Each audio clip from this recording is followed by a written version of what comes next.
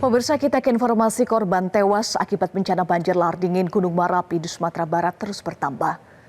Berdasarkan data dari Basarnas, sebanyak 37 orang meninggal dunia akibat terdampak bencana banjir lahar dingin Gunung Merapi di Sumatera Barat.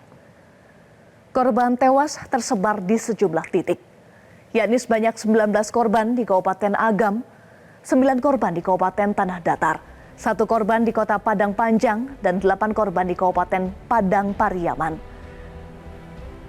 Rencananya pada malam ini sejumlah pihak terkait akan melakukan pencocokan data terkait dengan data korban tewas akibat musibah ini.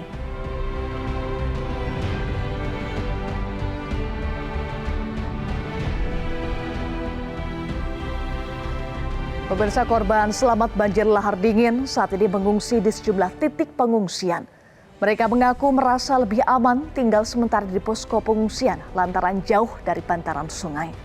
Informasi selengkapnya akan disampaikan langsung oleh rekan Amrizer, kontributor Metro TV di Kabupaten Agam, Sumatera Barat. Amrizer, berapa total warga yang mengungsi di titik Anda melaporkan saat ini?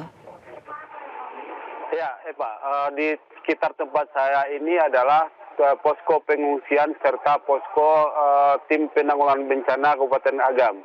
Nah, di posko pengungsian ini sendiri menggunakan 2 lokal yang di lokal sekolah dasar. Nah, ini ada sekitar 35 kakak atau 85 jiwa. Umumnya adalah anak-anak dan lansia. Mereka memang memilih tinggal di pengungsian ini sendiri mengingat kondisi cuaca di lokasi saat ini sudah mulai kondisi hujan dan akan berpotensi terjadi lahar susulan. Eva. Apakah kebutuhan para pengungsi sudah cukup? Sudah terdistribusi dengan baik hingga malam hari ini? Ya, itu salah satu kehebatan dari tim BPBD Kabupaten Agam ini. Para pengungsi benar-benar dimanjakan. Mereka selain hanya mendapat makanan dan selimut yang hangat serta tempat alas tidur yang juga memadai, mereka akhirnya benar-benar merasa nyaman yang berada di dalam posko pengungsian ini.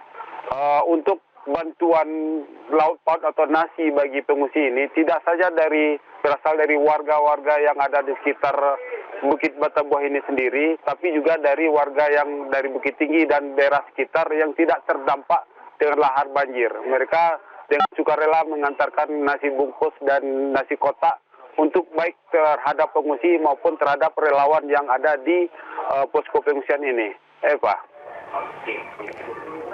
Amrizer, hingga saat ini masih ada kesimpang siuran terkait dengan jumlah korban meninggal akibat musibah ini. Namun apakah hingga malam hari ini sudah ada data terbaru terkait dengan jumlah keseluruhan korban yang meninggal dunia?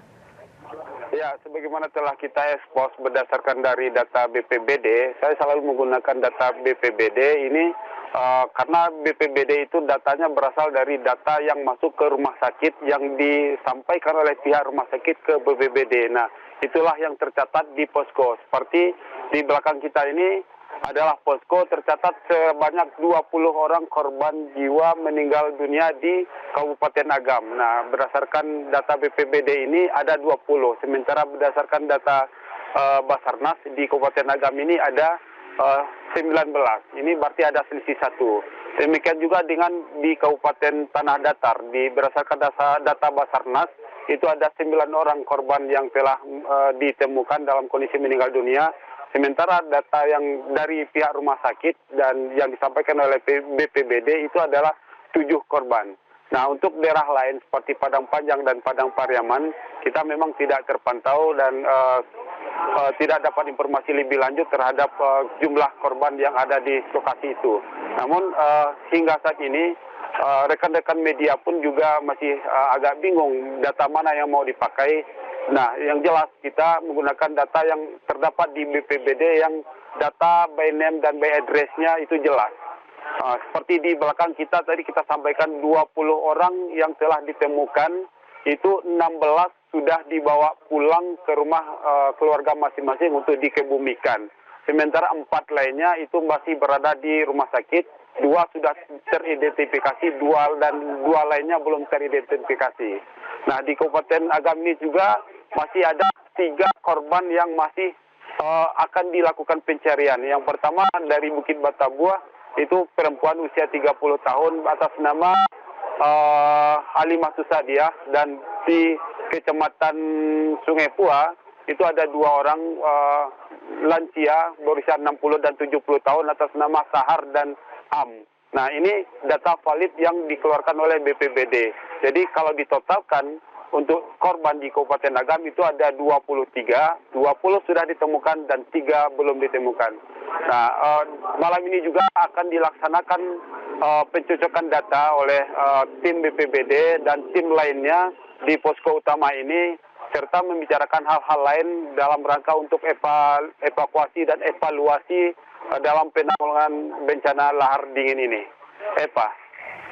Ya, apakah hingga malam hari ini masih banyak warga yang melapor jika kerabat atau anggota keluarganya diperkirakan menghilang? Fraser?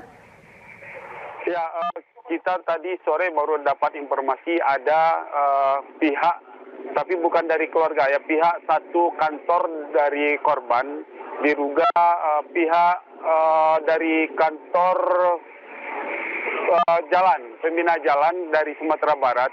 Dia pulang ke Payakumbuh melewati jalur yang ada di depan ini menggunakan 1 unit mobil. Nah, mobil itu dilaporkan dapat ditemukan di lokasi bencana yang diseret oleh arus hingga 1 sampai 2 kilo. Nah, sementara orang yang ada di dalamnya diduga 2 orang itu tidak ditemukan atau tidak disampaikan kepada kita atau di BPBD apakah dia selamat atau tidak. Nah, ini data yang juga harus akan diselidiki oleh BPBD untuk dilakukan pencariannya.